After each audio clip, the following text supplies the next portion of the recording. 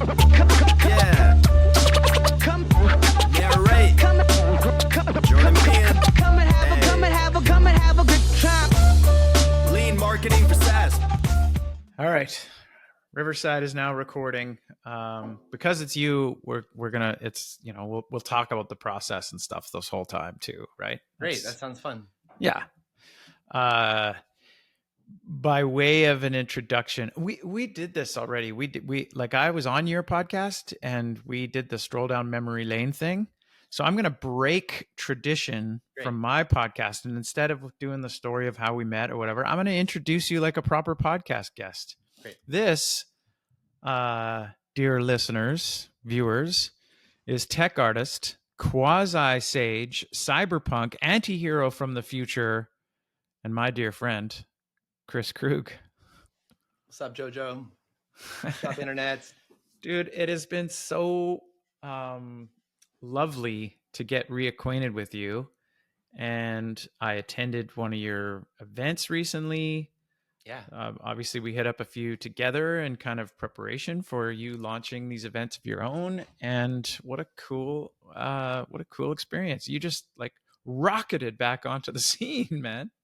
Yep, moved back to Vancouver September 1st and wrapped up my Google incubator on December 15th and started my new company and launched the new events, and we're going for it, man.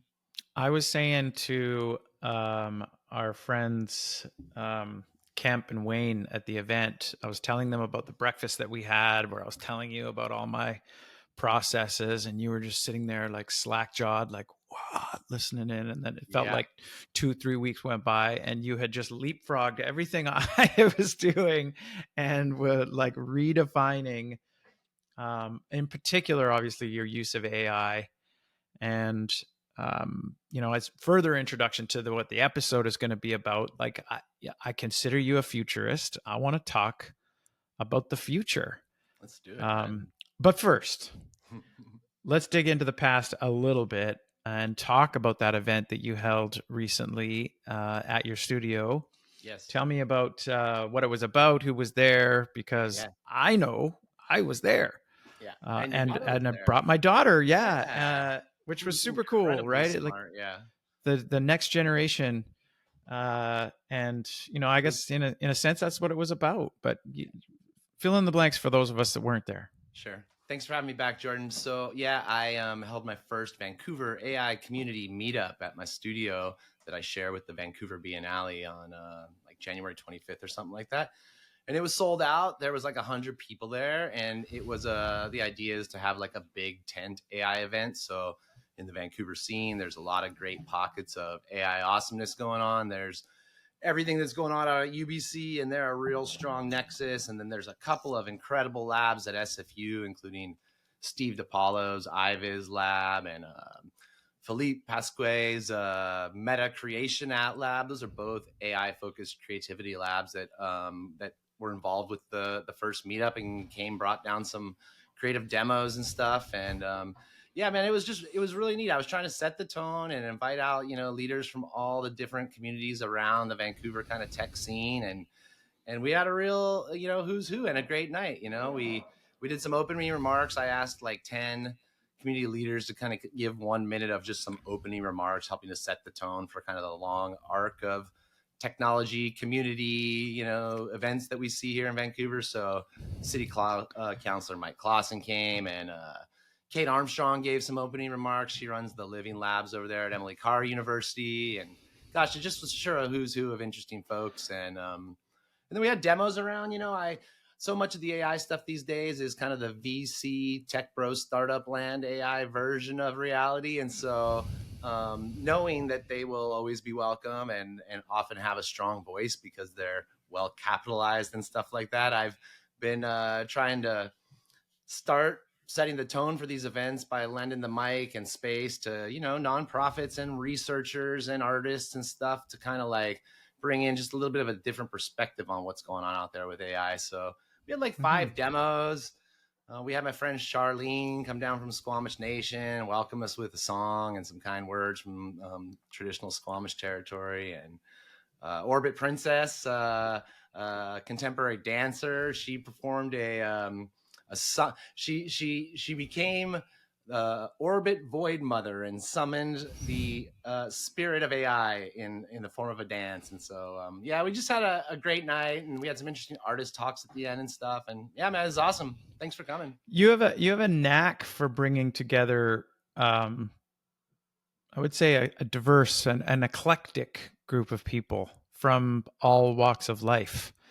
And, like if you don't have the benefit of doing this, is hearing the conversations that happened in the side channels without you around, when people are talking about you behind your back. But that's the primary theme of, like, oh, you meet somebody and you're like, oh, where are you from? It's like, isn't it wild that Kris can bring together all these groups of people that would otherwise not necessarily be in the same room at a mixer like that?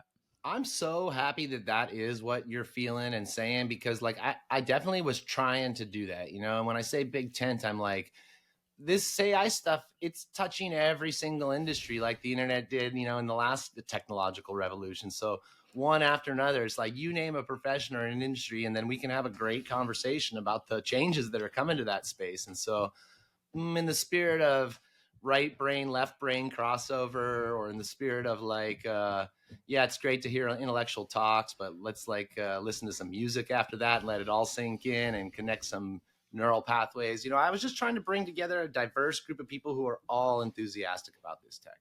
Mm-hmm. We have known each other 18 years, Kris. And we talked a little bit about that when I was on your show. Yeah. But what I want to ask you specifically, and in those 18 years, how has the Vancouver tech community changed? And it's not like you went that far away. You were on a Gulf island for a handful of years there. Still very connected. Events actively and being a part Right. of a bunch of communities, attending things to. I mean, it wasn't just that I was on the Gulf Islands, it's that my photography career took off. And so I was a perpetual motion machine for a decade. And it was like I'd be in China for 3 weeks, and then I'd fuck off to Galiano for 3 weeks. Just enough distance from the tech community, though, to look at it more objectively from the outside. So what do you think? What's changed? Too, that like, when you're involved in something, you step away and then you come back. That's a great moment to kind of like analyze the delta between how it was and everything's changed, Jordan. The whole technology world has changed. The makeup of Vancouver demographically has changed. It's like very, very different than it used to be. It's grown up in a lot of ways. We've seen some successful companies, whether it be like Flickr or Hootsuite at its prime, or Unbounce, or there's been a whole bunch of our friends over there at Thinkerific. Big wins like that have really buttressed the community with infrastructure. So there's like the League of Innovators. There's several incubators that are actually moving people through the program and have had some exits and some wins and stuff. And so on the money and tech infrastructure side, there's been a lot of growth. And then, on the research and academic side, there's been a lot happening too. 18 years ago when we got started, Masters of Digital Media and Great Northern Way was just a dream in Linda Brown's eyes, and stuff. And that's an epicenter now for creative technology in Vancouver. And, I don't know if you've come across Northeastern University in the last 6 months, but there's a prestigious Boston college called Northeastern University that's opened up a satellite campus in downtown Vancouver. And they've got 600 computer science master students there in person in their building every day. That's like a thriving tech community, and they are extremely generous. They've opened up space and offered money. They became a sponsor of the next Vancouver Community AI meetups and stuff. And so between Great Northern Way, Northeastern University, and some of these other things growing up, again, there's like there's some more support for the ecosystem and stuff. I think it's worth mentioning that the demographics of Vancouver have changed quite a bit. It seems like there's a lot of really young people at these events, and there's not a lot of white people at these events. There's a lot of East Indians, a lot of Asians, and the makeup of the tech scene reflects more accurately now the makeup of the rest of Vancouver, and you can just see it visually when you walk in, and that it's really cool. It's ethnically diverse and multicultural and young, it feels like. A lot of energy, a lot of startups, a lot of cool stuff going on. I'd say though too that there's been like a fracturing sort of, or at least a deviation from what used to something that I cared a lot about and built a lot of energy in, which was kind of like an open source, inclusive. I just keep calling it big tent for lack of a better word. But whether you're a professional or an enthusiast or a super avid hobbyist, you all have a lot in common and there's a lot to be talked about there and stuff. And so I see that the Vancouver events and tech scene, it went one direction into like super geeky niches, like the LangChain users group or the Hugging Face, meetup, whatever, or, very particular technology type things, or, big corporate things, more like the, what do you call it? Innovate West is a conference that's launching here in Vancouver next or in April. And it's awesome. I'm speaking at it. They've got a big trade show floor, but it's very much targeting the Microsofts and the TELUS of the world. And they definitely want you to be a CEO to go there and stuff like that. And so I still see room for a, grassroots. Yeah, grassroots, something from the bottom up, and that includes, money and corporations and whatever, but also includes students and geeks and devs and artists and institutions and researchers and educators and all the rest. I think that covers us for past and present, but we're here to talk about what comes next. I give one little shout out, actually. Yeah. There's a guy I met in my coming back to the scene efforts here in the last little while. His name's Toki. I think his name's Toki Hussein, and he runs Vancouver.dev and Dev Talks. And this is something I've seen him start up over the last 6 months. And it's a engineering and software development centric Vancouver group, but they've been doing rad community events. They're awesome. They feel great. They're not hypey. There's people getting jobs through them and lifting each other up. So I just want to give a shout out to Toki and the Van Dev group. Nice. I toggled away from my questions here, but when we met, it sort of felt like, it was a tech community thing, and social media was the thing that we all had in common back when there were so few of us doing it, that that was an excuse for us to convene in the physical space together. What I want to know is, like, with the advent of AI, what do you think is the future of social media with AI in the picture? Mm-hmm. Well, when I think about the future of social media, one of the things that jumps out at me the most is the whole identity layer. And I think that social media is going to change a lot or die unless we figure out how to prove that we're all humans to one another, or somehow verify our realness. Because, between virtual influencers and fake content and artificial posts and all this kind of stuff, like it seems like we're facing a rise of artificial humans out there. And so there needs to be, and here again, we talked about identity back in the social media days. Here we are at the outset of AI again. And I think that that's going to be an important layer. And when I see people innovating right now in the social media space, a lot of it seems to be happening kind of that DeFi distributed Web3 layer of things. And so, I understand this a bit, and I've messed around with it a little, but it seems like a lot of the innovation is taking place in that layer where the identity and the content are all wrapped up together.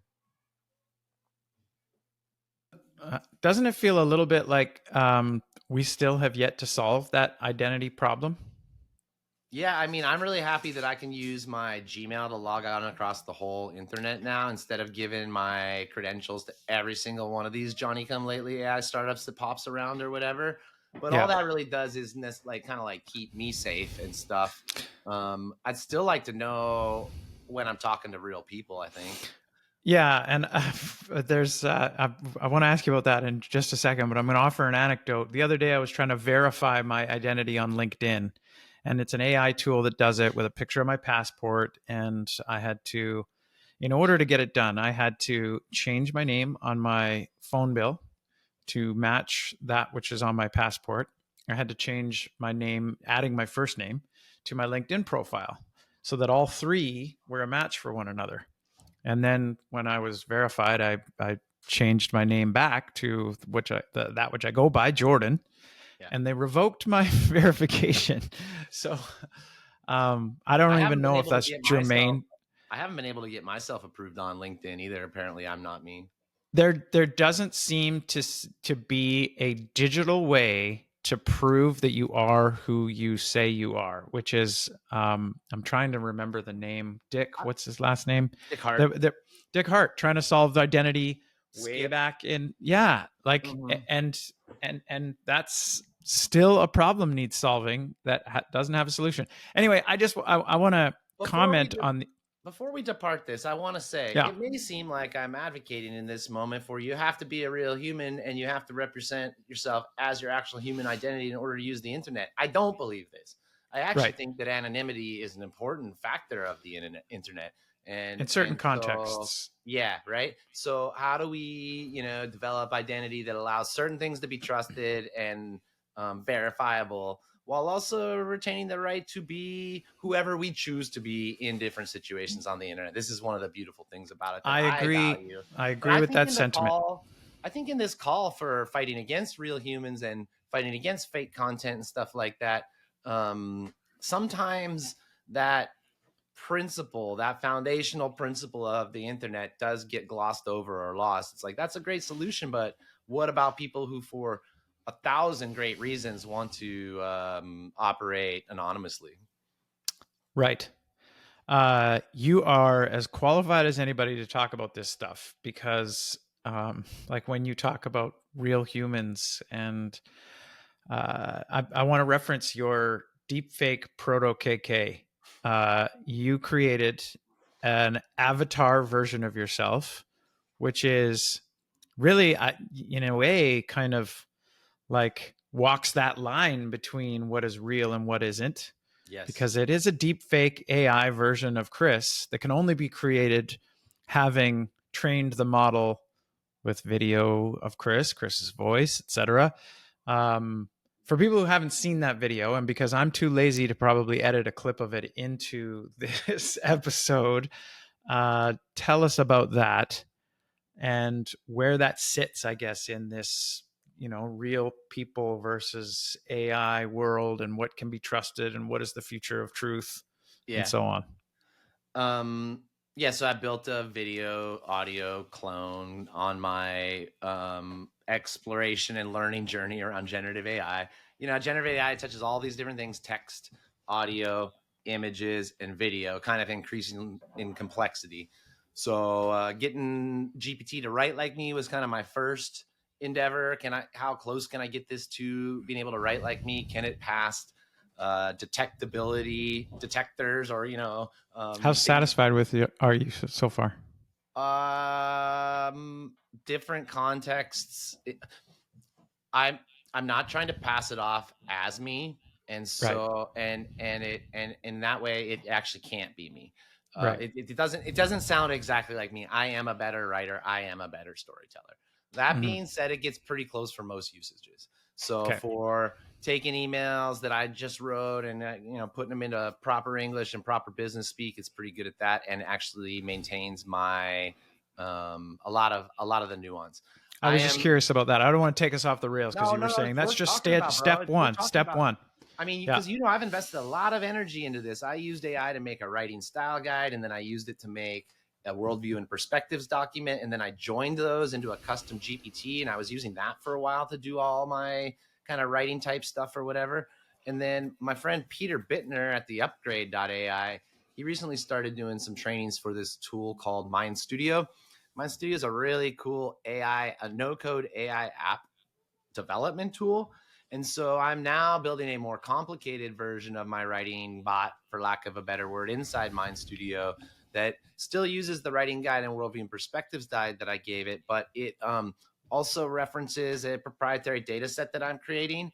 And it's a lot better at like interjecting quips and anecdotes and stories from previous material into new writing. And so that would be what I say is maybe like one of the biggest deltas between even well-honed AI writing bots and the AI and the writer itself. The writer is more likely to reference, and then that one time I said this thing, or last month I was talking about this, or to give a direct quote from, Jordan was saying to me the other day that this, that, and the other thing. That for me is my sort of new detectability metric when I'm coming across writing that I feel like is pretty well honed, and I can't quite tell if it's AI That's or a not. hot tip. That's a Yeah, hot I'm tip. like, are there like literal actual anecdotes from like yesterday or from last week Right. or a conversation or specific stats and figures? Because if you're trying to get your AI bot to write some of those things, that's where hallucinations come in. If you're like, supplement all my stories with facts, figures, and quotes and quips from previous conversations, From the coffee it's like, conversation. sure, Yeah. I'll do that for you. But, Yeah. where they But, actually come from, only the yeah. goddess knows, man. Right. So training the custom GPT was step 1 in the Proto KK. And where did you take it Figuring out next? how to write like me was step 1, and that's Sure. taken a few iterations. The guides were the first thing, the custom GPT was the second thing, and now we're onto this Mind Studio. And all along, I just assumed that you had just composed these scripts yourself as well. But it stands to reason that you probably generated it with the GPT. The line's getting blurry, Jojo. The line is getting blurry, really blurry. Like when I spend 5 hours reconfiguring my writing bot to get things perfect, and then I input a bunch of stuff and have something come out the other side, I almost felt like I wrote it. I mean, I'm like, I meta wrote it or something like that, Sure. But so yeah, that was the first step along the way, and then I moved into image manipulation, particularly face swapping in Midjourney with a tool called Insight Face Swap Bot. And I got this new technique that I love, man. It's so cool. I take a picture of you, any picture will do. I put it into Midjourney and I give it the describe function. I say, describe this image.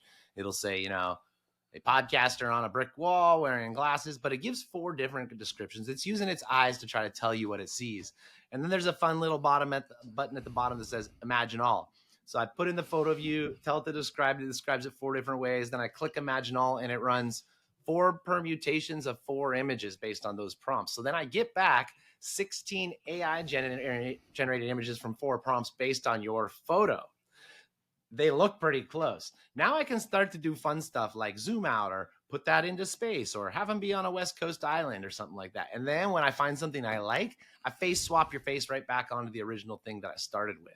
So it's like it started with you, then I made a bunch of virtual yous, and then I brought kind of you back onto virtual you or something like that. And so my ability to make undetectable fake images is deep fakes. Really good. Yeah. Then I moved on to audio because that was like the next suite of tools that was released to us. And I dove deep into 11 Labs and I trained a few different voice clones by reading scripts to it. And now I can do 2 cool things. I can type scripts or have GPT write me scripts, put those scripts into 11 Labs and receive an audio file that sounds just like me of it reading that. The speech to speech thing is also really fun too. This, you record a voice or you download one, and then you switch that voice into another voice. Instead of text to voice, it's voice to voice. So I can talk into my microphone and give it all the inflection and pause and drama that I want, and then do the swapper doodle on it. And then it will either put it into my perfect voice or, which sounds more studio quality. Like I can record the voice to voice session into my phone on the road with noise. Mm-hmm. And then press the generate button, and it will use all that nuance from my actual voice to generate the studio quality virtual voice. Or I could turn it into your voice or whatever. It's pretty cool. Mm-hmm. And then that led me into the video stuff. And so I've been able to tie all that stuff together, the script generations that write like me, the images for thumbnails that look like me, the voice stuff that sounds like me, and now the video avatar stuff. And I'm able to do that in 190 different languages. So that's kind of like how I got there. But here's to me, like I just want to gloss over okay, so you can translate this into all of those languages and the video matches the words that are being spoken. So even though I'm looking at Kris on screen speaking Urdu, your lips match perfectly in Hindi, in Chinese, in Japanese, and so on.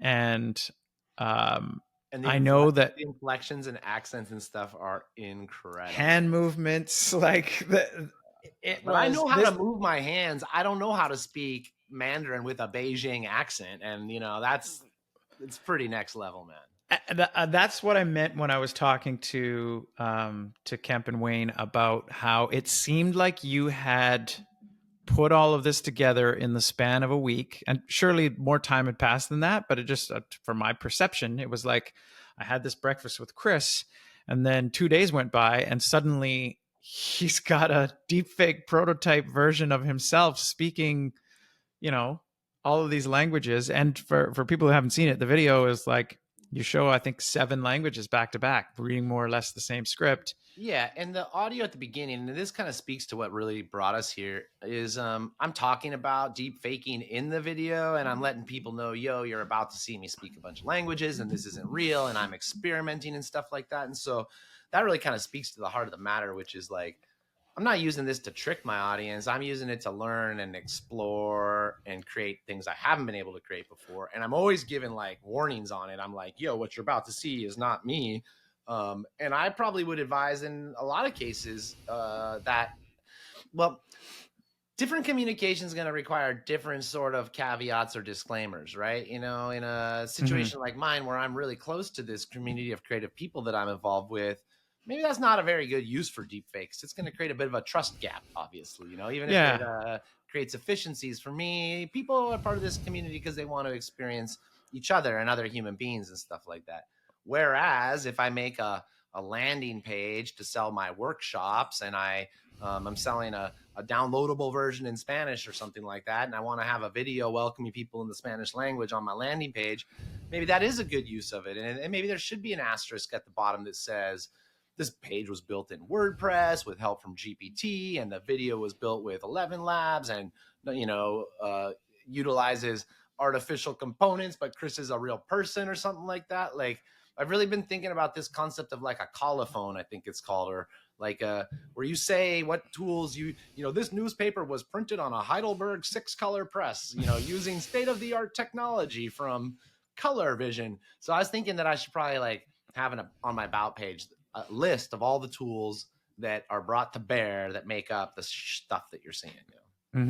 I saw, just thinking about some anecdotes, I saw the other day on Instagram, they showed me an ad where it was a deep fake Elon Musk talking about this money-making system that they were selling or whatever.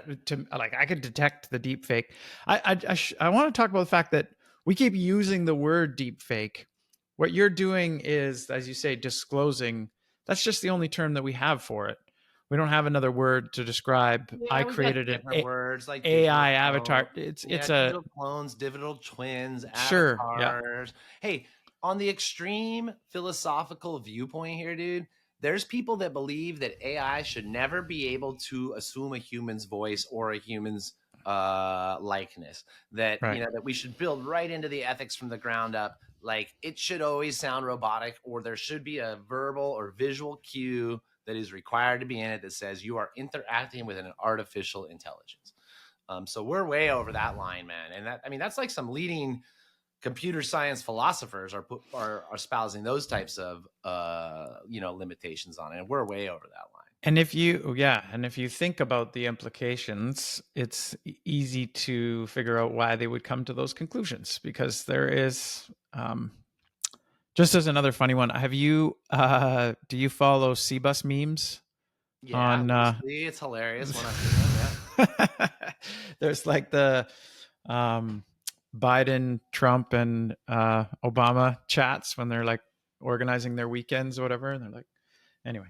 I did, like, that sort of stuff is funny, but it's also very obviously parody, right? Whereas what I saw, the Elon Musk example that I saw, was like trying to pass itself off as real, which is like scary territory. Every day, man. We've seen the Taylor Swift ones, and then yesterday I saw Jeff Bezos giving an ad for Meta or something like that. That was a deep fake. It's gonna be, things are.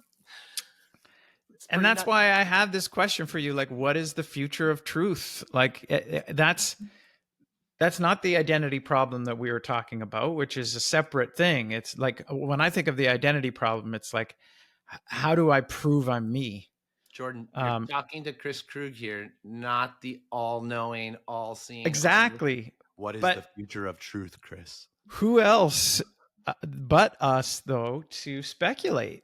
Like, this has freaked me out for ages. When I say what is the future of truth, and it's because of things like, you know, our news, even our nationally funded news, becoming a commercial entity that is required to snare our attention as opposed to be completely objective. And no one trusts anything anymore because uh, you fudge the truth, or you sort of nudge the truth into the direction of entertainment, as opposed to, like, how do you verify a fact? Any fact. What do you do? Like, honestly, the answer right now is I asked ChatGPT, and because that's as objective as you can get, is like, please search the entire history of everything People and will come think back to you're me an with, idiot for saying that, but I yeah, believe you're well, right. yeah, but then I challenge anyone who thinks I'm an idiot for saying that to give me a better response. Yeah. No, I Who agree with is it? you. Wikipedia? I You know, agree. like, Yeah, what is there? I agree with you. It's mind blowing, man. Like, what do you do? Like, I'm trying to think of, like, that is the killer app. The killer app is detect truth. I don't believe you can ever trust anything ever again that wasn't made or done right in front of your eyes. I mean, you should be skeptical of every digital communication you receive from now on, forever and ever. Amen. How horrifying is that, though? Like, we know too much, man, and I almost feel bad, like, because, and this is the thing, the versions of us from 18 years ago when we met were so wide-eyed and naive and ecstatic about the notion of, I came from media school, and it was like, do you mean to tell me that all of media is going to be democratized? This is utopian. I've revealed I've just been beaten senseless with the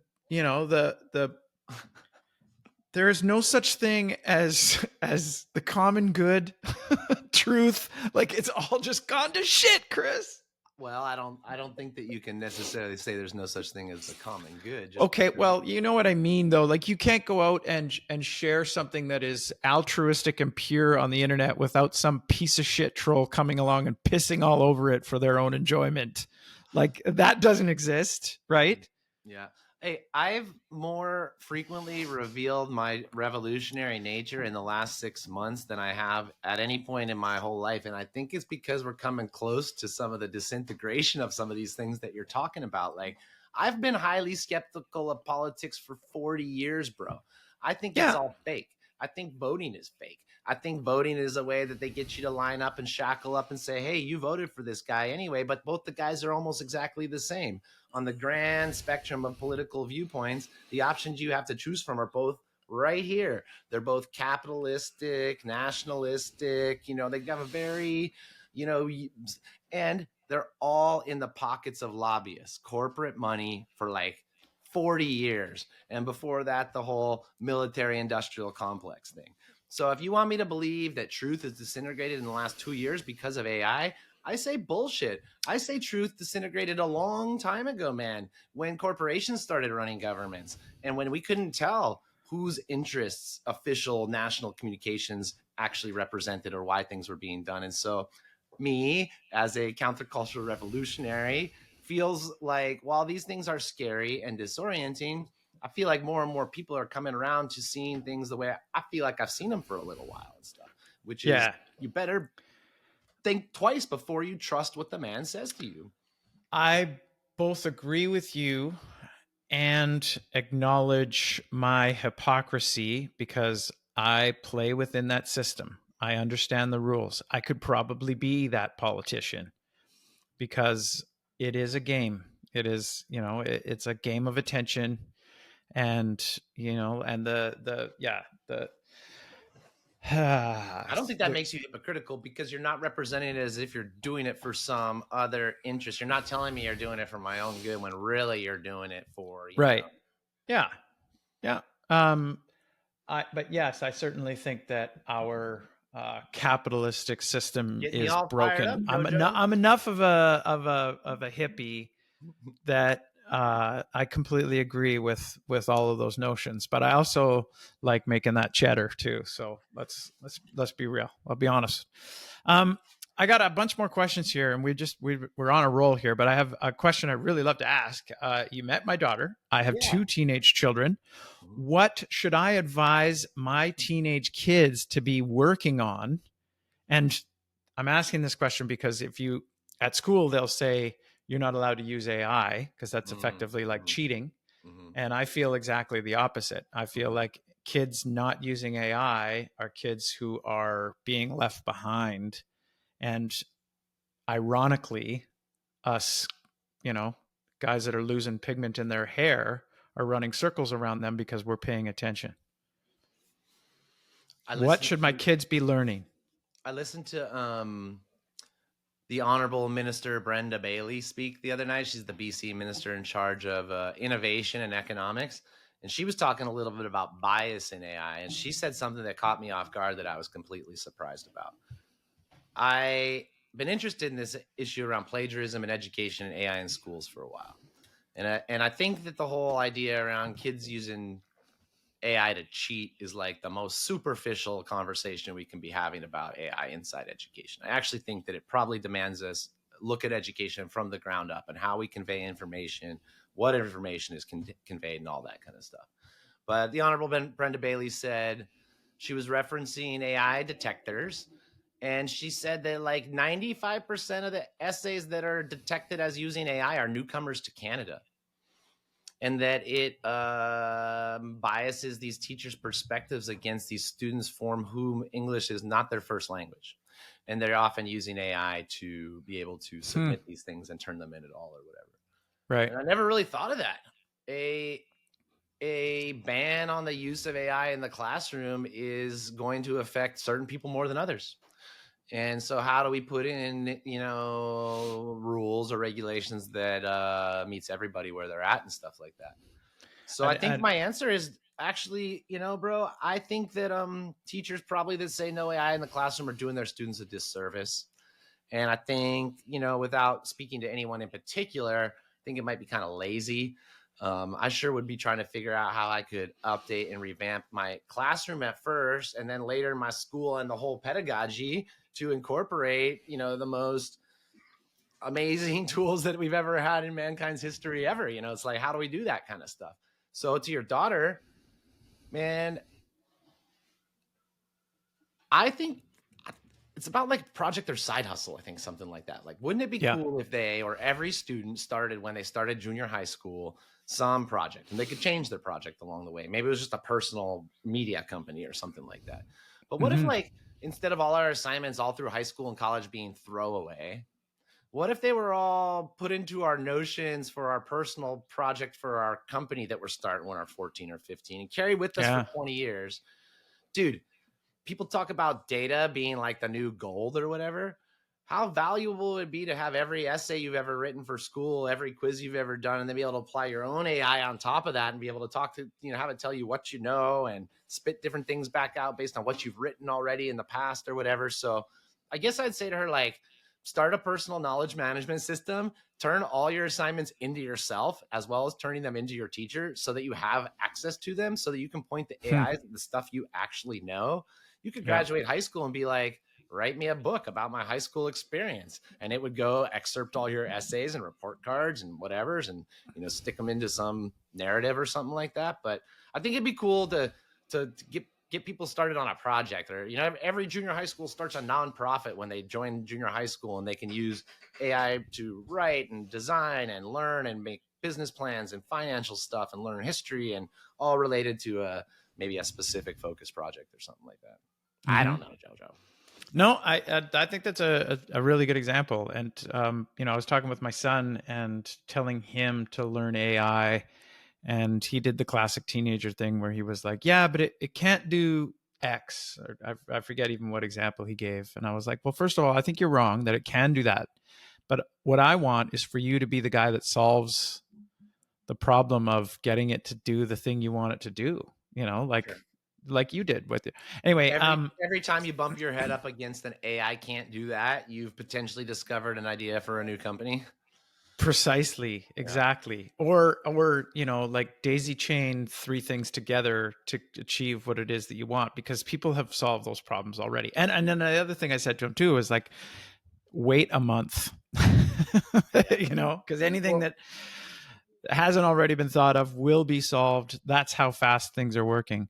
I obviously have a lot of conversations about AI because I'm like sharing this stuff with people every single day. And so like I've noticed some common objections, and I have some like personal opinions on some of like where those come from and stuff. And so a lot of people will use AI and do something with it, and they won't get what they want out of it. And it will reinforce their bias that humans are better than computers. And so they'll say to you, oh yeah, I tried to have it write this thing for me, and it was obviously AI writing, and like obviously, Right. oh, it can't even do whatever, And I'm like, hey, brother, sister, it's not an answer machine, it's a conversation partner. You ask it something and it tells you, and you're like, that's not quite right, and you can like tell it why and start to nudge it there, and now you start to develop a conversation, learn some stuff along the way, ask it what your blind spots are and stuff. And so I actually think that question and answer machine is just the beginning of the equation.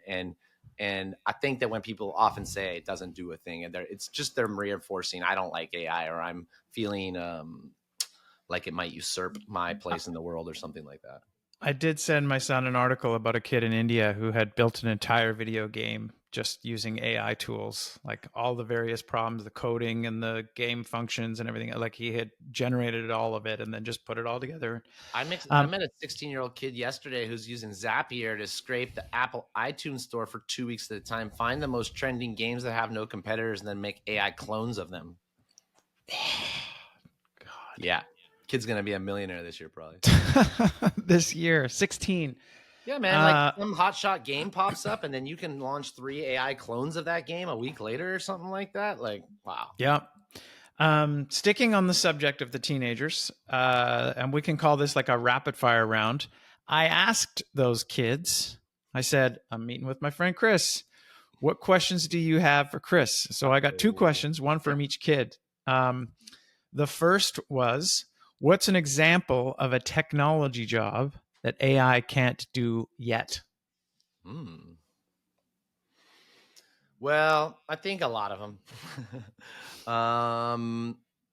AI film is really coming along, but I haven't seen a great one yet. So I think there's some filmmaking roles that pretty much all the creative jobs still require a human involved in them in every way. It's just that they're a lot more efficient, productive, and creative. So the more complicated I would say it is, the less likely that AI can do it right now. So somewhere along maybe the edge of video editing or something like that, or not like the editing part, but the the directing and film concept. But that's not a technical job exactly. I think more about that. I think about it all the time. I make long lists of all the different. It's telling that you have to give it some thought. Like that, it was a very good question. I'm pretty proud of her because that one was my daughter. My son wanted to know. What does she think? Or do you have an opinion, Jojo?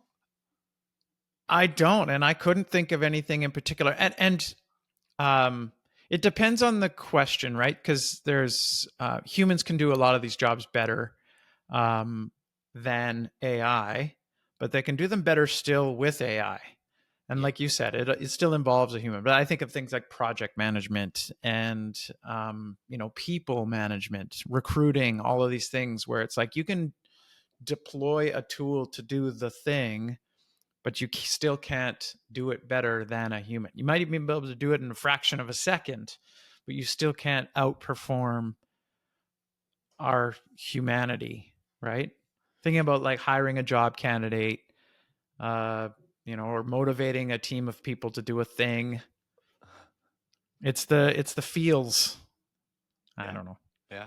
Anyway, what my son wanted to know, and this is the classic question. It's the I'm Sam Altman facing, the politicians. How do you feel about the fact that so many models are trained on material that didn't first grant permission for it to be trained on? And I'm thinking, Sarah Silverman has like an 8-minute comedy routine about how, AI ChatGPT was trained on her book. Okay, so we're gonna get into some revolutionary politics again here in some ways, but Bring it. yeah, like I believe that we always stand on the shoulders of giants and that we always remix the past. So you might remember from when we used to hang out, my favorite film of all times is called Rip, a Remix Manifest. Remix culture. Yeah. Yeah, by Brett Gaylor. And it's got 4 premises. I'm probably going to butcher it, but it's like a culture always builds on the past. And essentially the past tries to limit the power, the control of the future by like locking up their assets or whatever. And this is kind of how, but that we're constantly, composting other ideas and other projects, remixing the best parts into new things. And that's what we've always considered art. I mean, even the fine art world, it doesn't make sense to a lot of people because it's very referential based on previous things. So it's like, if you go see Duchamp's Urinal for the first time and you didn't understand the whole dialogue of art up until that point, you'd be like, not only is this not beautiful, it's disgusting. And why would someone put a fucking urinal in an art gallery or staple a banana to a wall at Art Basel or something like that? How could you ever consider this art and sell it for $7 million? Well, it's because it's a part of a conversation that's built up over time of artists responding to other artists and taking those ideas a step further and then taking them to absurdity and connecting other dots and stuff. And so I feel, are we shitting on the idea of intellectual property? Should some things be protected? Yes. Okay. What things though? And how? I don't know. I don't know. Protected from what? The models, I suppose. From, didn't we go down this road when we did search? Didn't we say, oh, Google's showing my content on the top of their search results and stealing my stuff or whatever, and like when they did search excerpts, yeah, but like in a way, there's still.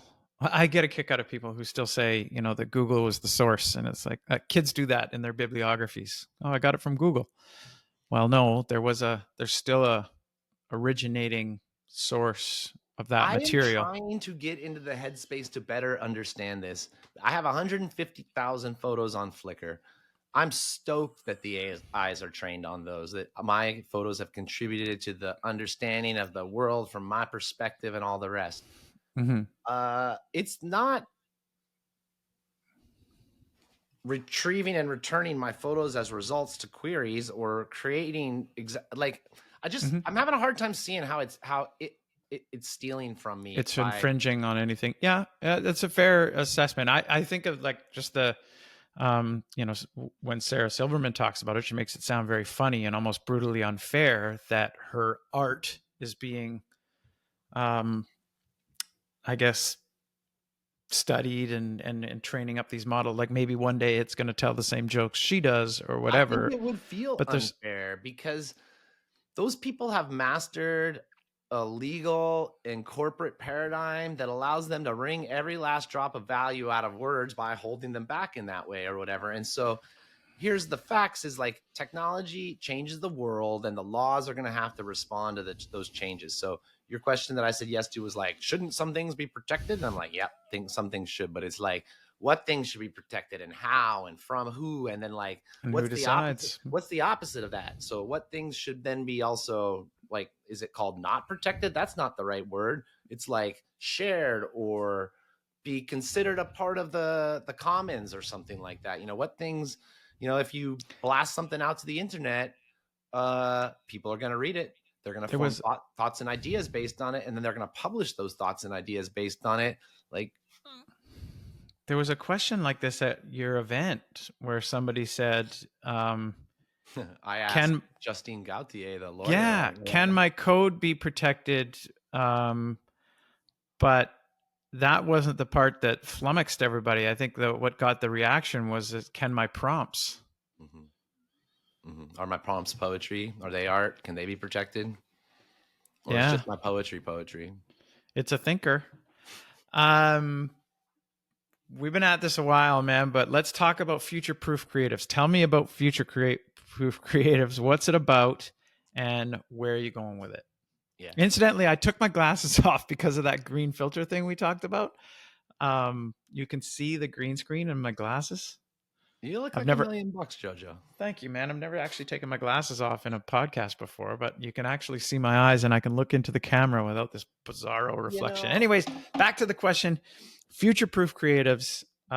It's your baby. Yeah. And it has a very distinct visual style, which I think is amazing. Tell us about it. This is the company that I launched at the end of December, and I'm running workshops and trainings for professional creatives that are trying to upgrade their skills and form a community of other people that are trying to figure this stuff out together. And so I run an online training each month and a Vancouver-based training each month. I also run weekly artist talks on my Discord. And this is just the idea like, yo, AI is not a panacea that's going to lead us all in the golden age. It's also not going to go away, and you pretending it doesn't exist is definitely not going to be job security. So how about we find some sort of like middle ground where we run alongside this together in community while sharing knowledge, skills, and tips and tricks and love and camaraderie, and stuff. And so that's the idea, is we are trying to figure out how to use AI in our photography studios, in our design practices, in our coding jobs, or really like any person whose job is to generate, for lack of a better word, content, words, images, pictures, but also strategies, code, journalism, PowerPoint presentations. These things are, there's some new tools that are very good at these things. And the more that we can kind of wrap our heads around them and be a part of the conversation, the more we can make sure that we have a place in that future. Right on. If I'm somebody who's watching this and I want to get to know Kris a little better, how should someone connect with you? Yeah, check out futureproofcreatives.com.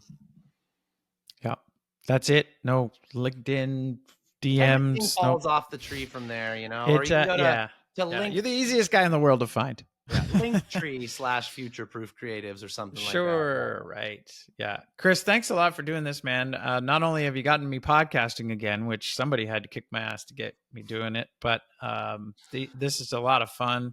I do feel like we could do this for 3 straight hours. I'll say the 2 things, buddy, that I want you to know actually about where to find me.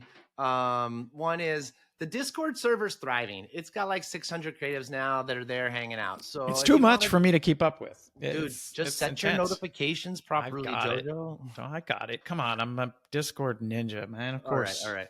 And the newsletter. My newsletter goes out once a week or so. I've always got some thinking type pieces and some sharing pieces. And I've also got events calendars and invites to all the stuff that we got going on. So links to your friend's podcast. The effects going on behind you, are they just like, I think sometimes your camera just has balloons and things because you're doing anyway, it's pretty wild. I don't know exactly how to make it work yet, but I'm training the AI. I'm working on it. It's awesome. Thanks a lot, Kris. Love you lots, Jojo. Hey, thanks for bringing your kids into this. Say hi to them, and maybe we'll see you all guys at the next meetup. We'll have to check it out. Thanks a lot, man. Take care. Over and out. Bye.